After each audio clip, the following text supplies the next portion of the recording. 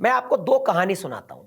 पहली कहानी में यह है कि 2 साल पहले आपने एक चैनल बनाया और वो उस टाइम कोई पॉलिसी ब्रेक करने की वजह से टर्मिनेट हो गया था। आपने यूट्यूब छोड़ दिया। अब 2 साल बाद आपको फिर से मोटिवेशन जग गया और आपने अभी एक चैनल बनाया। आप देखते हैं 10 दिन बाद वो भी टर्मिनेट हो गया। फिर आप कहते हैं ये क्या हो गया, चलो एक चैनल और बना लेता हूं, ये भी टर्मिनेट हो गया। अब दूसरी कहानी सुनाता हूं। आपके पास 5 चैनल है, आपने एक चैनल पर कोई पॉलिसी ब्रेक कर दी, वो टर्मिनेट हो गया। बाकी 4 बिल्कुल सही है, उनमें कुछ भी गलती नहीं करी, लेकिन वो भी टर्मिनेट कर देगा यूट्यूब। इसी को कहते हैं यूट्यूब सरकमवेंशन 2026 में। इसने इतना परेशान कर रखा है एक क्रिएटर को कि आप सोच नहीं सकते। ये एक्चुअल में है क्या? ये यूट्यूब सरकमवेंशन पॉलिसी क्या नई पॉलिसी है? और अगर नई नहीं है तो अभी क्रिएटर्स को इतना ज्यादा परेशान क्यों होना पड़ रहा है?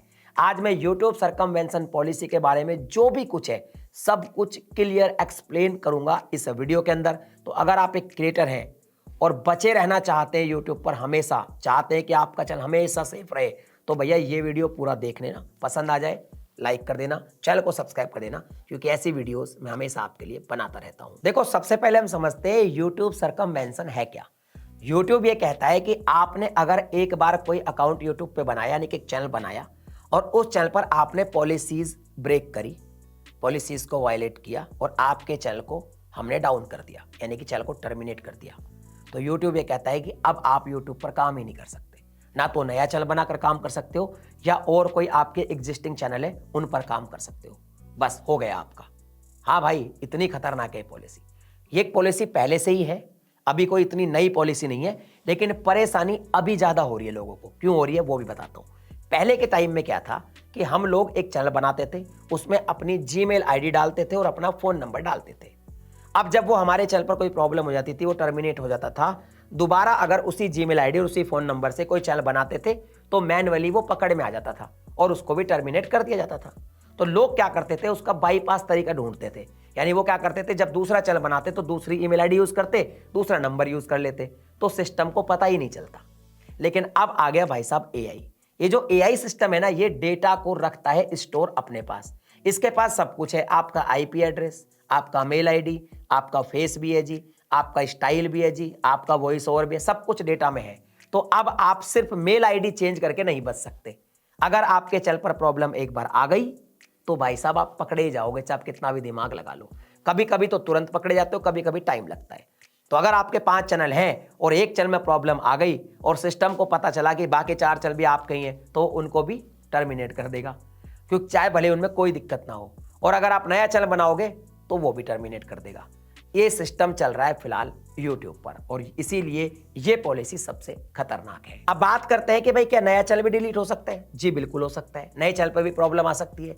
मेरे एक मित्र है, उन्होंने एक चैनल बनाया, चैनल मोनेटाइज हुआ और 2 दिन बाद ही डीमोनेटाइज हो गया।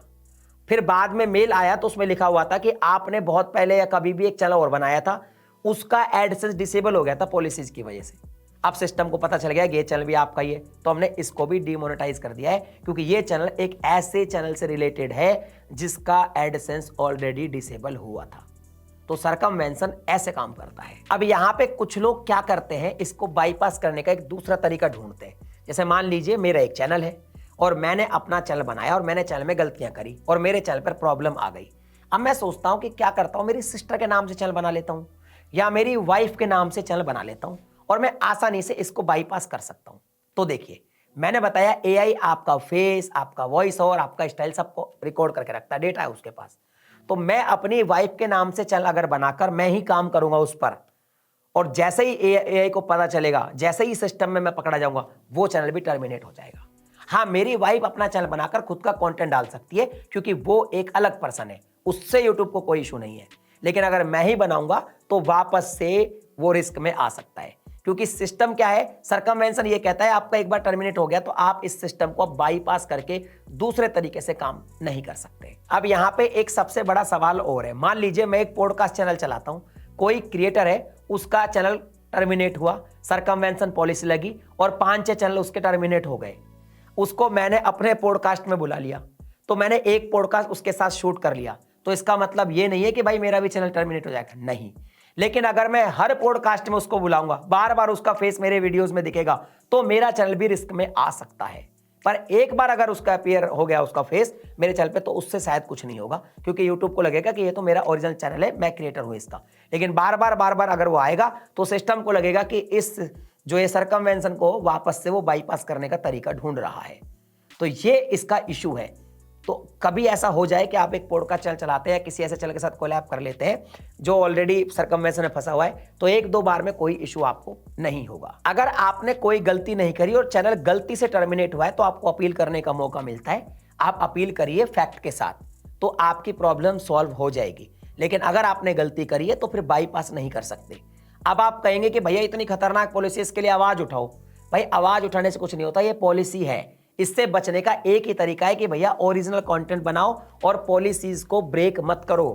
यूट्यूब की पॉलिसीज के बारे में मैंने एक चीज देखी है, मैं यूट्यूब का ऑफिशियल वीडियो कंट्रीब्यूटर हूं, ऑफिशियल डायमंड लेवल का प्रोडक्ट एक्सपर्ट हूं। मैं पॉलिसीज के बारे में सबसे ज्यादा वीडियो बनाता हूं अपने चैनल पर, लेकिन पॉलिसीज की वीडियो कोई देखता नहीं है। इन पर व्यूज आते हैं और काफी व्यूज आते हैं, लेकिन धीरे धीरे आते हैं। जब लोगों को प्रॉब्लम होती है उन वीडियो को तब देखा जाता है। मेरे भाई ये वीडियोस आप पहले देखो। आपको अगर पॉलिसीज के बारे में पहले से ज्यादा जानकारी होगी तो आप पॉलिसीज को ब्रेक नहीं करेंगे और आपके चैनल पे कभी कोई प्रॉब्लम नहीं आएगी। वरना यूट्यूब सर्कमवेंशन में एक बार फंस गए तो प्रॉब्लम क्रिएट हो जाएगी। अब यहां पे मैं दो बातें बताता हूं जो इस वीडियो की सबसे इंपॉर्टेंट बात है। पहली बात तो यह है कि अगर किसी पर सर्कमवेंशन लग गया, उसके बहुत सारे चैनल डिलीट भी हो गए, क्या भविष्य में उसको सेकंड चांस मिल सकता है चैनल बनाने का? और दूसरी बात यह है कि क्या इसको बाईपास किया जा सकता है? तो देखो, बहुत सारे क्रिएटर इसको बाईपास करते भी हैं। बहुत सारे क्रिएटर के साथ ऐसा भी होता है कि एक चैनल पे दिक्कत आती है तो दूसरे पे सर्कमवेंशन नहीं लगता। बहुत सारे मेरे को जानते हैं और मैं भी उनको जानता हूं जिनके साथ ऐसा हुआ है। अब वो कैसे इसको बाईपास करते हैं इसको मैं खुल के यहाँ पे नहीं बता सकता, ये तो आपको खुद ही बुद्धि लगानी पड़ेगी, ठीक है। दूसरी बात ये कि क्या भविष्य में सेकंड चांस मिल सकता है, तो इसका जवाब है हाँ। अभी कुछ दिन पहले एक पॉलिसी आई थी, एक अपडेट आया था बेसिकली।